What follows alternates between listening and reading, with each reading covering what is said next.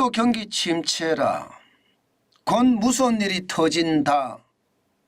이게 여러분 사실일까요? 일단 이것부터 먼저 보시죠.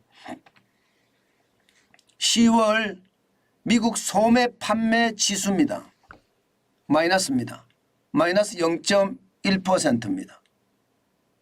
추세적으로도 보면 말입니다. 꺾이기 시작했습니다. 지난 3월에 마이너스 1.0%였거든요. 이것이 말입니다. 이것이 4월부터 0.4%, 0.6%, 0.7%, 9월까지 4, 5, 6, 7, 8, 9, 6개월 연속 소매 판매가 쭉 올라갔거든요. 그러던 것이 10월에 마이너스 0.1%가 됐습니다. 이것은 여러분 경기가 냉각되고 있다는 뜻입니다. 게다가 말입니다. 미국은 소비가 경제 성장률에 차지하는 비중이 굉장히 높습니다. 70% 이상입니다. 미국 경제 자체가 소비 중심의 경제라는 뜻이에요. 예, 그렇게 되면 여러분, 예, 이게 소비가 무너진다는 것은요, 진짜 곧 경기 침체라는 무서운 일이 터질 수도 있다는 이야기입니다. 물론 또 좋아질 수도 있겠죠. 작년 12월에 마이너스 1.1%가 1월에 3%로 늘어난 적도 있으니까 좋아질 수도 있겠죠. 그러나 6개월 동안 마이너스 1.0 이 마이너스에서 6개월 동안 쭉 올라가던 소매 판매 지수가 10월에 꺾였다는 것은요, 그만큼 시장에서는요 굉장히 두려운 그런 일이 벌어질 수도 있다는 뜻입니다. 그런데 여기에서 하나 더 보겠습니다. 비농업 고용인구입니다. 10월에 15만 명이에요. 9월만 하더라도 33만 6천 명이 늘어났었거든요. 뭔가 고용도 확 줄어드는 모양새가 보이죠. 그죠? 15만 명이면요 2021년 1월에 16만 6천 명이 늘어난 적이 있습니다. 16만 6천 명. 그 이래로 지금 최저치에 2021년이요. 예, 그러니까 거의 말입니다. 2년 10개월 만에 최저치라는 이야기잖아요. 뭔가 분위기가 심상치 않죠. 여기다가 실업률도 10월 실업률이 3.9%입니다. 완전 고용이라고 이야기했을 때요 3%하고 4% 사이라고 했습니다. 3% 사이, 3.9%도 3%와 4% 사이이긴 하지만 3.9입니다. 굉장히 높이 올라갔습니다. 예, 그만큼 말입니다. 상황이 뭔가 좀 좋지 않다 이런 이야기가 나올 수가 있는 거고요.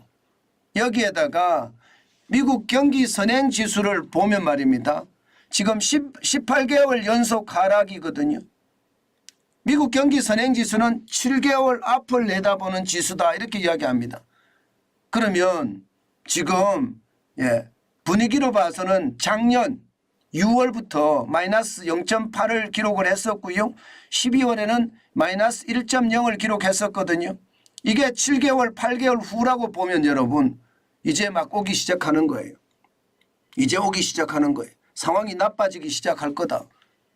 그러면 여러분 결국 좋은 지표도 있지만 나쁜 지표들이 그것도 핵심 지표들이 지금 상황을 굉장히 열악하게 만드는 것은 아닐까 이런 생각도 해보는 겁니다. 여기에다가 여러분 여기에다가 이것도 한번 보세요. 생산자 물가 떨어졌습니다.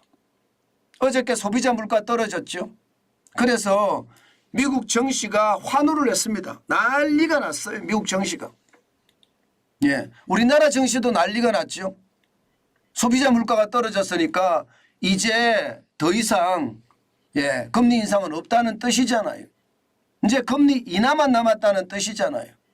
실질적으로 작년 올 9월에 생산자 물가가 2.2%까지 올라갔었는데 10월엔 1.3%예요. 이 말은요. 12월이죠. 11월이죠. 10월에 생산자 물가가 1.3%면 11월에 소비자 물가는 더 떨어질 수 있다는 이야기예요. 더 떨어질 수 있다. 한 달 후에 소비자 물가는 반영이 되거든요. 그러니까 시장에서는 소비자 물가 CPI도 떨어졌는데 생산자 물가 PPI도 떨어졌네. 그러면 11월에도 물가가 더 떨어진다는 이야기네. 이제 금리 인상은 물 건너갔다. 실질적으로 시카고 상품 거래소에서도요. 금리 인상 물 건너갔다고 나옵니다. 게다가 금리 인하에 대한 이야기가 더 빨리 나오고 있습니다.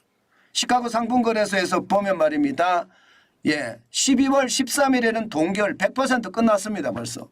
내년 1월 31일 동결 100% 끝났고요. 내년 3월 20일 76%가 동결입니다. 그런데 5월 1일부터 인하입니다. 이제. 5월 1일 인하 55.4%입니다. 6월 10일 인하 78.9%예요. 인하가 더 많아진다는 이야기잖아요. 결국 말입니다. 결국 물가가 잡혀가고 있다는 의미가 여기에 많이 담겨 있죠. 그런데 이 내용을 여러분 우리는 뒤집어 보자고요. 뒤집어 보자고요. 앞서 제가 보여드렸던 것처럼 소매 판매가 떨어지고 고용이 떨어지고 경기 선행지수가 떨어지는 이런 상황에다가 기준금리에 대한 인하에 대한 문제가 나온다는 것은 기준금리 인하가 되는 이유가 뭘까요? 경기가 나빠지기 때문에 돈을 풀겠다고 기준금리가 나빠지는 거잖아요. 그렇습니다. 경기 침체입니다. 경기 침체가 시작이 됐다고 볼 수도 있다는 뜻입니다. 그만큼 말입니다. 저는 무서운 일이 터지라고 이야기하는 것이 인하의 시기가 5월이다. 인하의 시기가 6월이다. 이렇게 나온다는 것은요. 그 사이에 경기 침체는 쉽게 말하면 굉장히 많이 떨어지면 인하가 빨라질 거고요. 경기 침체가 연착륙으로 서서히 가면 인하는 늦어질 거고요. 분명한 것은 금리 인하에 대한 이야기가 나왔다는 거예요.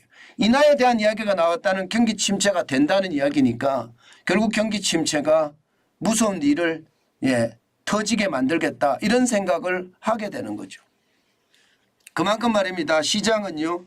좀 선제적으로 볼 필요가 있는데 그 선제적으로 보는 것이 아마 시장 지금 제가 여러분들에게 읽어드렸던 게 거의 맞을 겁니다. 이렇게 되니까요. 시장도 오늘 주춤주춤했습니다. 아니 생산자 물가까지 그렇게 가고요. 금리 인하에 대한 기대감까지 나왔으면 어제에 이어서 오늘 시장도 많이 올라가야 되는데 안 올라갔습니다. 나스닥은 오히려 떨어질 뿐 봤어요. 0.01%. 강보합으로 마감했습니다. 9.46이 올라서 14,103.84를 기록했습니다. 결국 금리 앞에 장사 없다. 기업의 실적이 그만큼 가져가느냐. 기술주 중심의 나스닥이 강보합으로 마감했고요. 대형주 중심의 S&P 500도 강보합으로 마감했습니다.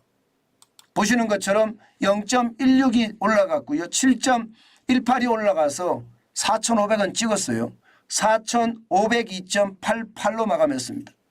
마찬가지로 다우산업지수 블루칩 지수의 중심입니다. 0.47% 올랐고요. 163.91이 올라서 34,991.61로 마감했어요. 전체적으로는요. 지금 시장도 바싹 얼었다는 뜻이에요. 지금 지표들을 보니까 예상보다가 빨리 침체가 올 수도 있고요. 이게 약한 침체냐 아니면 강한 침체냐가 문제다. 시장은 그것을 걱정하는 겁니다. 이제 시장의 이슈가 점점 바뀌어가는 것 같아요. 이제는 금리 인하에 대한 어떤 이슈로 바뀌어가고요. 인하의 시점이 언제냐. 그러면 그 가운데 침체가 올 텐데 그 침체가 깊이가 얕으냐 아니면 깊이가 깊으냐. 여기에 대한 문제로 이슈가 바뀌어갈 가능성이 굉장히 높다. 이렇게 보입니다. 그만큼 말입니다. 시장에는요. 뭔가 이제 변화의 조짐이 보였다. 저는 그렇게 생각합니다.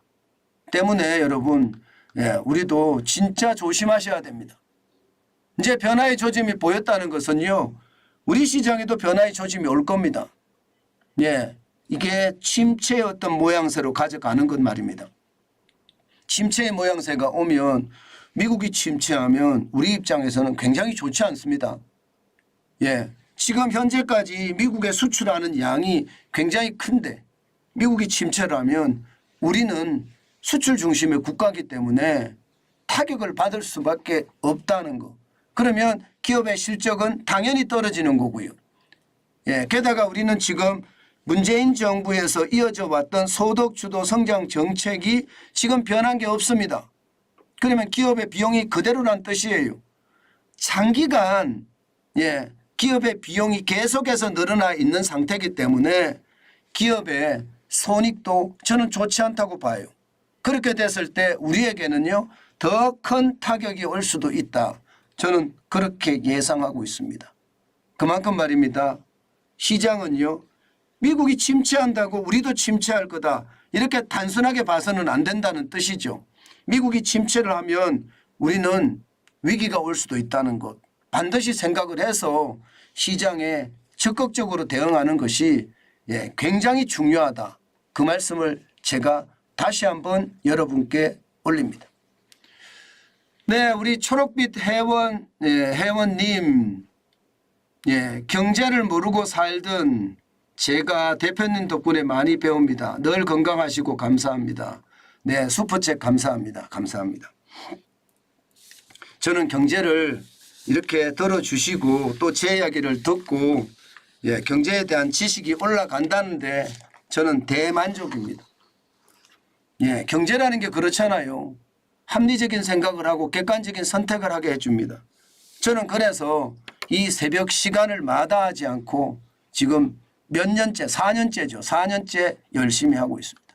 많은 분들이 변화될 거라는 것을 제가 생각하면서 말입니다.